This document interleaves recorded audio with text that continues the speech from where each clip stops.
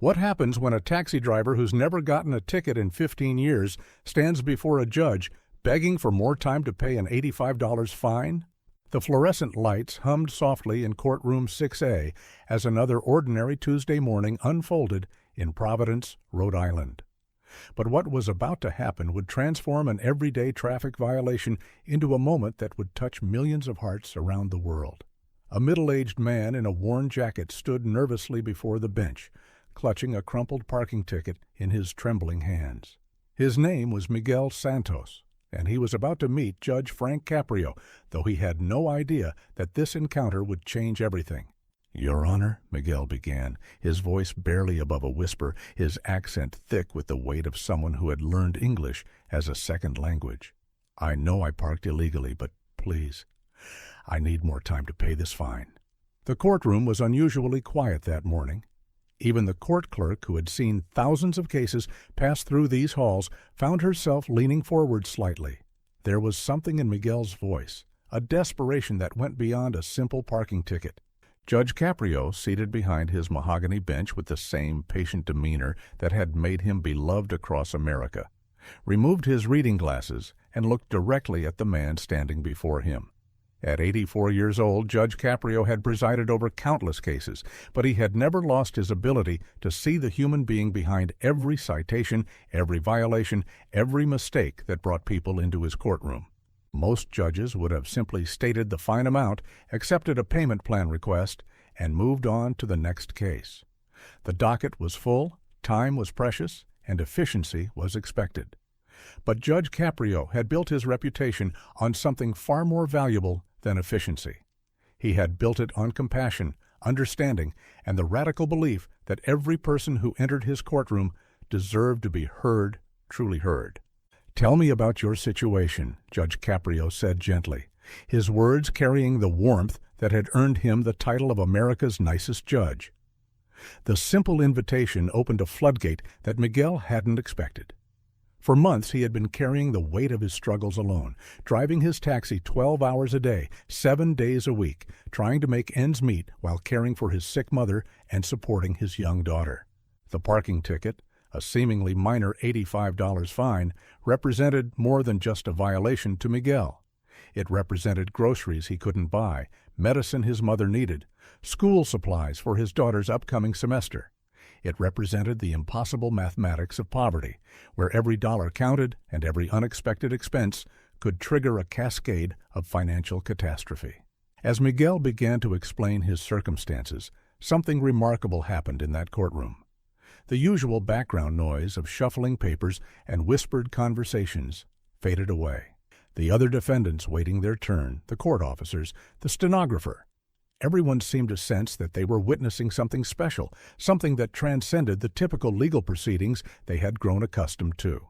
Judge Caprio listened intently, not with the detached professionalism that characterized most judicial interactions, but with the genuine interest of someone who understood that behind every case file was a real person facing real challenges. His eyes never left Miguel's face, and occasionally he would nod slightly, acknowledging not just the words being spoken, but the courage it took to speak them. The tension in the room was palpable. Miguel's story was one that resonated with anyone who had ever struggled to make ends meet, anyone who had ever faced the choice between paying a fine and feeding their family, anyone who had ever stood before an authority figure hoping for understanding rather than judgment. As Miguel finished explaining his situation, the courtroom fell into a profound silence. It was the kind of silence that occurs when everyone present realizes they are witnessing something significant, something that would be remembered long after the day's docket had been completed.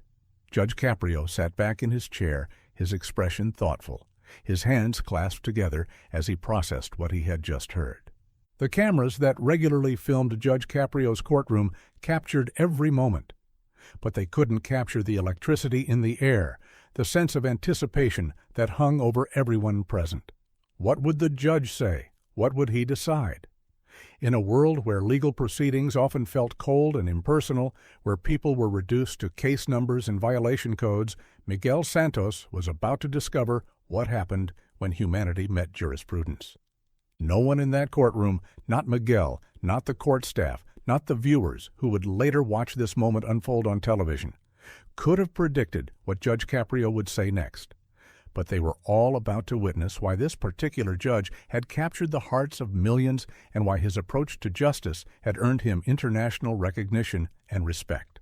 Miguel Santos had arrived in the United States 15 years earlier with nothing but hope and an unshakable work ethic.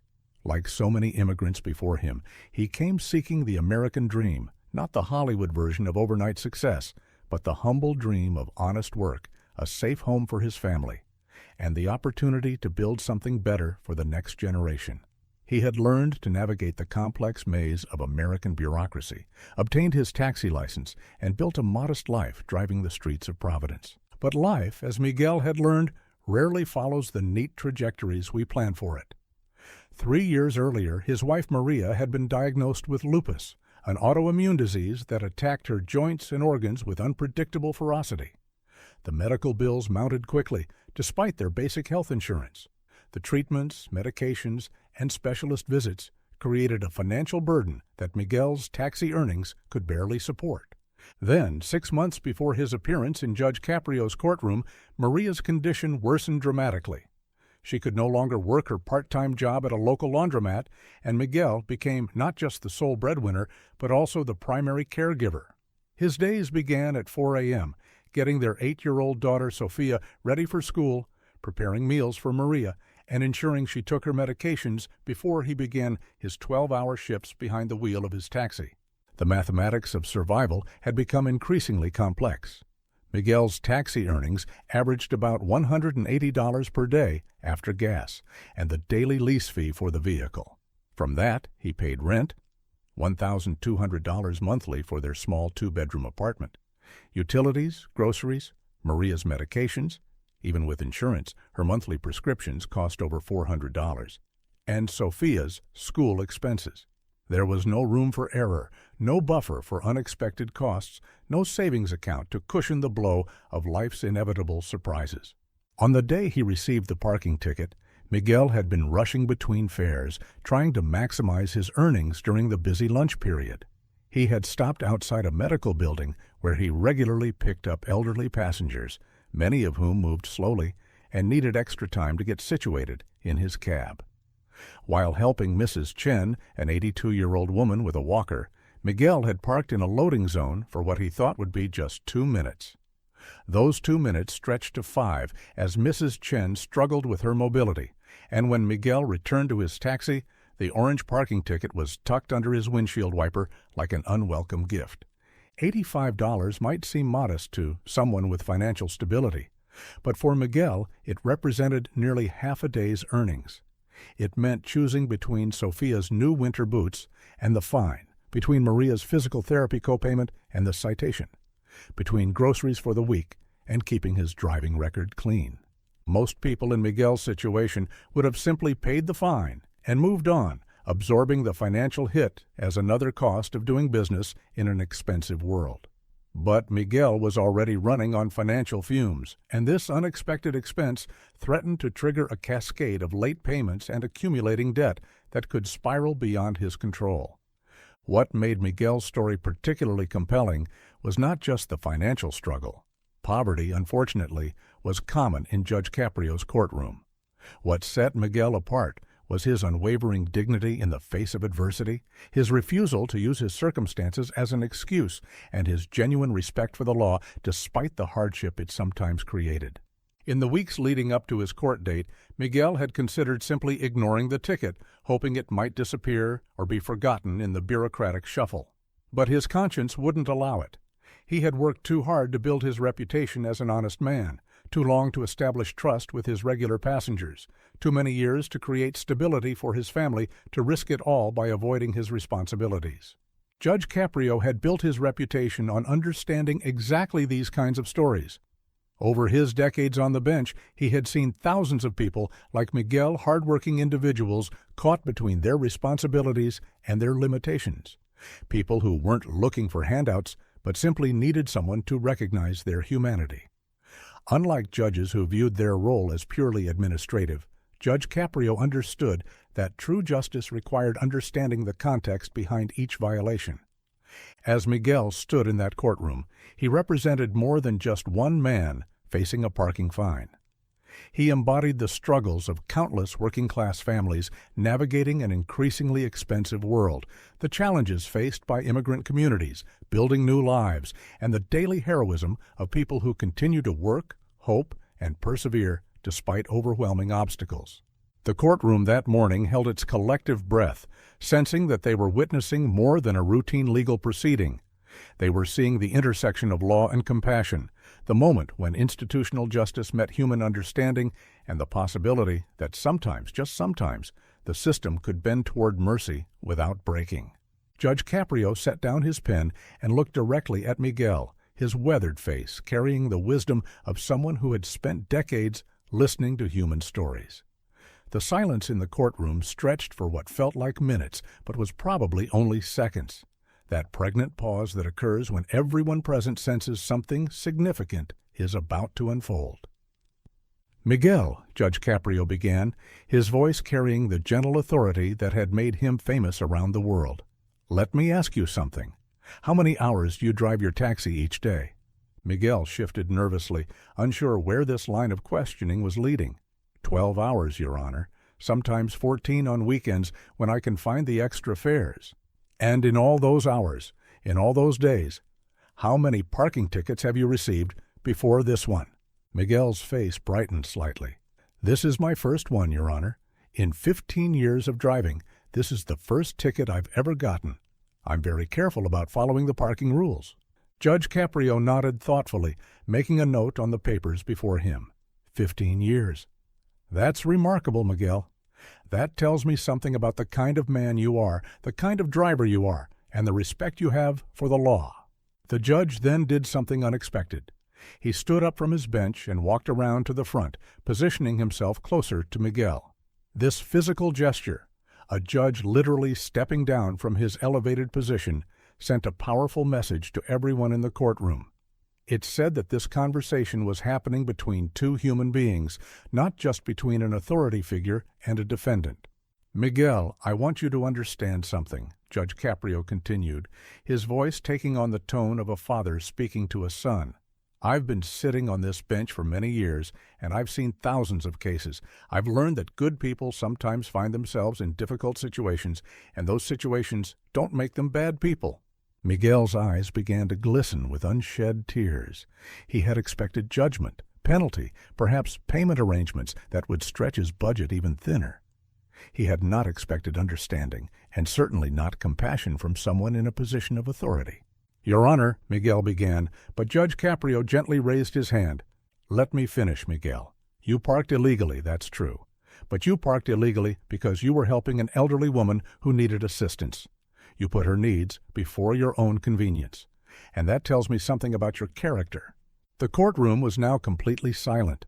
Even the court reporter had stopped typing, her fingers suspended above the keys as she listened to words that seemed to transcend the typical legal proceedings she transcribed daily. Judge Caprio returned to his bench and picked up his gavel, but instead of using it to render judgment, he set it aside completely. "Miguel, I'm not going to fine you for this parking ticket. In fact, I'm dismissing this case entirely." A collective intake of breath swept through the courtroom. Miguel's knees nearly buckled with relief, and he had to steady himself against the defendant's podium. But Judge Caprio wasn't finished. "Furthermore, Miguel, I want you to know that this community is lucky to have people like you. You work hard, you care for your family, you help strangers, and you respect the law. That's what makes a society work. That's what makes America work." The judge then reached into his own wallet and pulled out several bills. "I want you to take this, not as charity, but as a recognition of the good work you do in our community. Use it to buy something nice for your wife and daughter." Miguel's composure finally broke. Tears streamed down his face as he struggled to find words adequate to express his gratitude. "Your Honor, I don't know what to say. Thank you. God bless you." "No, Miguel," Judge Caprio replied with a warm smile. "God bless you and your family. You remind us all what it means to be decent, hard-working people." As Miguel left the courtroom, he paused at the door and turned back toward Judge Caprio. The two men shared a moment of mutual respect. The immigrant taxi driver and the Italian-American judge, both products of families who had come to America seeking better lives, both understanding the value of hard work and human dignity. The other defendants in the courtroom had witnessed something extraordinary. They had seen justice rendered not just according to the letter of the law, but according to its spirit. They had seen a judge who understood that sometimes the most important verdict is the one that restores faith in the system itself. The court reporter later said that in 20 years of transcribing legal proceedings, she had never typed words that moved her to tears. The bailiff, a veteran of hundreds of contentious courtroom moments, found himself smiling for the rest of the day. And the other people waiting for their cases to be heard found themselves hoping they might receive even a fraction of the understanding that Judge Caprio had shown Miguel. As news of this exchange spread beyond the courtroom, it would eventually reach millions of viewers who desperately needed to see that compassion still existed in their institutions, that humanity could still triumph over bureaucracy, and that sometimes, just sometimes, the system worked exactly as it should. The video of Miguel Santos's appearance before Judge Frank Caprio spread across social media with the velocity of hope in a world that had grown cynical about justice. Within days, it had been viewed millions of times, translated into dozens of languages, and shared by people from every continent. Comments poured in from taxi drivers in Mumbai, students in Sao Paulo, nurses in London, and retirees in Tokyo, all expressing the same sentiment. This is what justice should look like. But Miguel's story was not unique in Judge Caprio's courtroom. Over his remarkable 38-year career on the bench, Judge Caprio had transformed what could have been routine municipal court proceedings into masterclasses in human compassion. There was the single mother who couldn't pay a speeding ticket because she had chosen to buy her child's asthma medication instead. Judge Caprio didn't just dismiss the fine, he arranged for her to receive information about prescription assistance programs. There was the elderly veteran who had parked illegally while rushing to a medical appointment at the VA hospital. Judge Caprio not only waived the ticket but stood and saluted the man, thanking him for his service to the country. Each case revealed Judge Caprio's fundamental philosophy, that the law exists to serve people, not the other way around. While other judges might have hidden behind the rigid application of statutes and regulations, Judge Caprio understood that true justice required wisdom, discretion, and most importantly, the recognition that every person who entered his courtroom was struggling with something, carrying burdens that weren't written in any case file. This approach didn't make Judge Caprio soft on crime or lenient with chronic offenders. When faced with repeat violators or people who showed genuine disrespect for the law, he could be firm and decisive. But he had developed an almost supernatural ability to distinguish between people who had made mistakes and people who were making excuses, between those who deserved compassion and those who were trying to manipulate the system. The secret to Judge Caprio's success lay in his own background. The son of Italian immigrants, he had grown up in Federal Hill, Providence's Little Italy, where community members looked out for each other, where everyone knew their neighbors' stories, and where problems were solved through understanding rather than punishment. His father had worked as a fruit vendor, his mother had taken in laundry to make ends meet, and young Frank had learned early that dignity wasn't determined by wealth or status, but by how you treated other people. When Judge Caprio announced his retirement in 2023 at age 87, the outpouring of appreciation came from around the globe. Legal scholars wrote about his innovative approach to restorative justice. Social workers praised his understanding of the complex factors that led people into his courtroom. But perhaps most meaningfully, ordinary people, taxi drivers, waitresses, construction workers, nurses, teachers, wrote letters expressing gratitude for showing them that the system could still work for people like them. Miguel Santos himself became something of an advocate for criminal justice reform, speaking at community meetings about his experience and encouraging others to approach the legal system with both respect and hope. His wife Maria's health improved with better medical care that became available through programs Judge Caprio had connected them with. His daughter Sophia, inspired by the judge's kindness, began volunteering at a local legal aid clinic, helping translate for Spanish-speaking clients who faced their own courtroom experiences. The ripple effects of that single moment in Courtroom 6A continued to spread. Other judges began incorporating Judge Caprio's approaches into their own practices. Law schools started teaching courses on compassionate jurisprudence. Bar associations organized seminars on balancing legal authority with human understanding. But perhaps Judge Caprio's greatest legacy wasn't in the legal profession at all.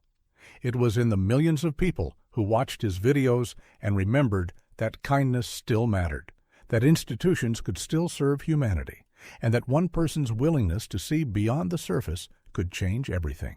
In a world that often felt divided by politics, economics, and ideology, Judge Caprio had offered something desperately needed: proof that decency transcended all boundaries, that compassion was a choice available to anyone in a position of authority, and that sometimes the most powerful thing you can do is simply listen to another person's story with an open heart. Judge Frank Caprio reminded us that justice isn't only about laws, it's about humanity. And in a time when many had lost faith in their institutions, he showed that those institutions could still be vessels for the very best of human nature. That is the legacy he leaves behind, and that is why the world called him America's nicest judge. Thank you for reading this tribute to Judge Frank Caprio. If his story touched you, please share it with others so his message of kindness and fairness can continue to inspire the world.